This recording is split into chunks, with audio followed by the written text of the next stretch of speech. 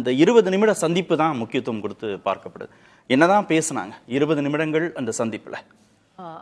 எனக்கு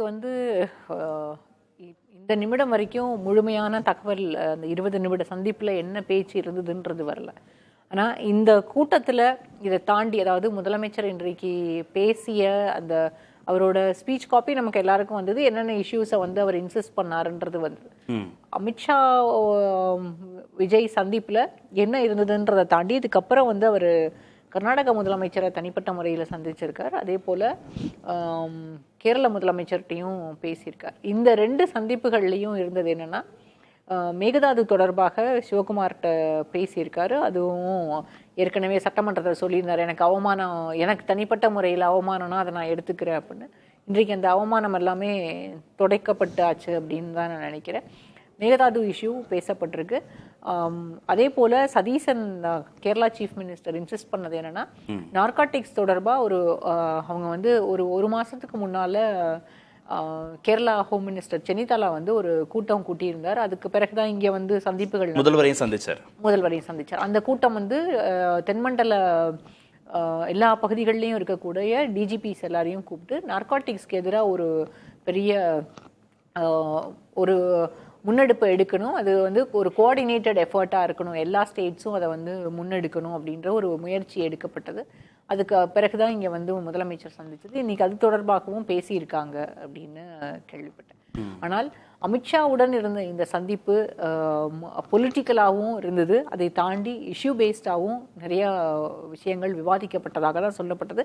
ஆனால் அந்த ஸ்பெசிஃபிக்ஸ் எனக்கு தெரியல, அதனால நான் அதை பேச வேண்டாம்னு நினைக்கிறேன். மேபி இன்னும் கொஞ்சம் லேட்டராக இன்னைக்கு இன்னொரு 1 hour கழிச்சோ இல்லை நாளை காலையிலையோ எனக்கு தெரிய வரலாம். ஆனா ரொம்ப முரண்பட வேண்டாம்னு நினைக்கிறாங்களா பாஜக? என்னை பொறுத்த வரைக்கும் இன்னைக்கு அவரோட ஸ்பீச்லயே எல்லா இஷ்யூஸுமே அவர் ரொம்ப சாஃப்டா தான் நம்முடைய முதலமைச்சர் பேசியிருக்காருன்னு நினைக்கிறேன். நீங்க டீலிமிட்டேஷனை அவர் அந்த 543ன்ற அந்த எண்ணிக்கையை கூட இன்னைக்கு குறிப்பிட்டு சொல்லலை. ஏன்னா இந்த ரெசல்யூஷன் கொண்டு வரப்பட்ட போதும் அங்கே நம்ம அசம்பிளியில் ரெசல்யூஷன் வந்த போது அதை திமுகவை பொலிட்டிக்கலாக ஐசோலேட் பண்ணணும், நீங்கள் பாரதிய ஜனதா கட்சி பக்கம் நகர்ந்து போயிட்டீங்க அப்படின்னு கொண்டு போய் நிறுத்தணும் அப்படின்றதுக்காக தான் அன்றைக்கி அந்த தீர்மானம் சட்டமன்றத்தில் கொண்டு வரப்பட்டது.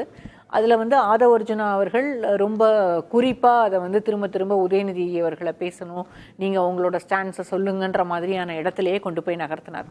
அதே போல் எம்பிஸ் மீட்டிங் கூட்டப்பட்ட போதும் அது காங்கிரஸினுடைய தனிப்பட்ட ஒரு சிலர், அதாவது மாணிக்கம் தாக்கூர் போன்ற அல்லது பிரவீன் சக்கரவர்த்தி போன்ற ஒரு சிலருடைய அவங்களோட புஷ்னால இல்லை, அவங்களுடைய கோரிக்கைகளுக்காக நடத்தப்பட்டது தான் அந்த எம்பிஸ் மீட்டிங். அப்போ அந்த எம்பிஸ் மீட்டிங்லேயோ இல்லை இந்த ரெசல்யூஷன்லேயோ பேசினதை இன்னைக்கு அவர் பேசவே இல்லை. ஆனால் இந்த கூட்டத்துக்கு பிறகும், இந்த கூட்டம் நடந்து அங்கே முதலமைச்சர் பேசுகிறாரு. முதலமைச்சர் ஃபேர் டீலிமிட்டேஷன் தான் கேட்கிறாரு. ஆனா வெளியில பேசக்கூடிய நம்முடைய அமைச்சர் நிர்மல்குமார் என்ன சொல்றாரு, இல்ல நாங்க பெர்மனன்ட் அதுதான் கேட்கிறோம் அப்படின்னு. அப்ப இந்த கன்ஃபியூஷன் அதாவது முதலமைச்சர் ஒரு எண்ணத்துல இருக்கிறார், அவர் மத்திய அரசாங்கத்தோடு இணக்கமாக இருக்கணும் அப்படின்ற ஒரு எண்ணத்துல இருக்கிறாருன்றத அமைச்சர்கள் யாருமே அந்த எண்ணத்துல புரிஞ்சுக்கலையா, இல்ல அமைச்சர்களுக்கு புரிதலே இல்லையா அப்படின்றது ஒரு கேள்வி வருது. இன்னொன்னு நான் புரிஞ்சுக்கிறது என்னன்னா, மத்திய அரசாங்கத்தோடு எப்போதுமே ஒரு இணக்கமான போக்கை கடைபிடிக்கணும். அதனால தான் இன்னைக்கு எஜுகேஷனை பற்றி ஆன்டி நீட்டுன்றதை தாண்டி நீட்டை அபாலிஷ் பண்ணுங்கன்னு கேட்கல. நாங்கள் கிளாஸ் 12 மார்க்ஸின் அடிப்படையிலேயே எம்பிபிஎஸ், ஆயுஷ், பிடிஎஸ் சீட்ஸ் எல்லாமே அட்மிஷன்ஸ் கொடுத்துக்கிறோம், அது ஸ்டேட் கோட்டாவாகவே இருக்கட்டும்னு கேட்டது தான். ஆனால் அதில் நாங்கள் நீட்டை எதிர்க்கிறோம், இங்கே நாங்கள் ஒரு ரெசல்யூஷன் பாஸ் பண்ணியிருக்கோம், இப்போ இவங்களும் பாஸ் பண்ணியிருக்காங்க. இதுக்கு முன்னால் ஏகே ராஜன் கமிட்டி கொடுத்த பிறகு இதுக்கு முன்னால் இருந்த திமுக அரசாங்கமும் அதே நிலைப்பாட்டில் இருந்தது. அது மாதிரியான எந்த அம்சங்களையுமே அவர் தொட்டு பேசவே இல்லை. அமித்ஷாவுடைய ஸ்பீச் வழக்கமாக இந்த சவுத் ஜோனல் கான்ஃபரன்ஸ் இல்லை இந்த ஜோனல் கான்ஃபரன்சஸ் எல்லாமே எப்படி இருக்கும் அப்படின்னா, பெரும்பாலும் மாநிலங்களுக்கு இடையே இருக்கக்கூடிய பிரச்சனை ஒரு கோஆர்டினேட்டட் எஃபர்ட் அந்த எல்லா பிரச்சனைகள்லையுமே வரணும் அப்படிங்கிறது தான் இந்த ஜோனல் கான்ஃபரன்சஸோட முக்கிய நோக்கம். அதில் அமித்ஷா பேசும்போது கூட சில முக்கிய அம்சங்களை தொட்டு பேசுகிறார். கிட்டத்தட்ட 1800 சிக்கல்கள் அல்லது இஷ்யூஸை இந்த ஜோனல் கான்ஃபரன்சஸில் நாங்கள் இவ்வளோ இந்த 7 ஆண்டுகளில் தீர்த்து வைத்திருக்கிறோம். அப்போ இந்த பர்டிகுலர் இஷ்யூ இந்த மீட்டிங் நம்ம வாட்டர் கிரைசிஸை பெரிய அளவில் நம்ம அட்ரஸ் பண்ணணும். ஏன்னா தெலுங்கானா ஆந்திராவுக்கு இடையில் இருக்கக்கூடிய சிக்கல்களை ஹோம் மினிஸ்ட்ரி வந்து பேசி தீர்த்து வச்சது. அதான் அசெட்ஸ் அண்ட் லைபிலிட்டிஸ் பிரிக்கிறதுல. அதே போல் தென் மாநிலங்களில் இருக்கக்கூடிய இந்த நதிநீர் பிரச்சனைகளையும் நம்ம வந்து பேச்சுவார்த்தைகள் மூலமாக தீர்த்து வைக்க முடியும் அப்படின்னு நாங்கள் நினைக்கிறோம். அது வந்து சாத்தியமும் கூட அப்படின்னு அவர் வந்து அமித்ஷா அவருடைய பேச்சிலேயே அதை தொட்டு தான் பேசுறார்.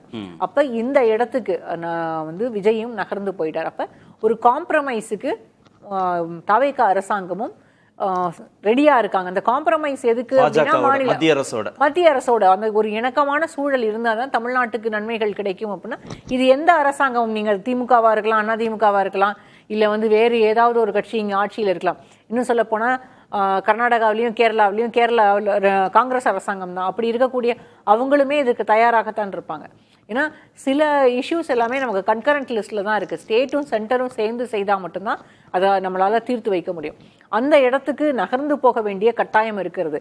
ஆனால் இன்றைக்கு என்னை பொறுத்த வரைக்கும் பாஜக எதிர்ப்ப பாசிசம் பாயாசம் அப்படி எல்லாம் எப்படி வந்து உறக்க தேர்தலுக்கு முன்னால பேசினாரோ முதலமைச்சர், அந்த இடத்துல அந்த அந்த உறக்க பேசக்கூடிய அந்த டோன் இன்னைக்கு இல்லவே இல்லை. அமிக்கபிளா இருந்தா நமக்கு வந்து பிரச்சனை இல்லை அப்படின்ற இடத்துக்கு அவர் நகர்ந்து வந்துட்டாரோ என்ற ஒரு கேள்வி வருது.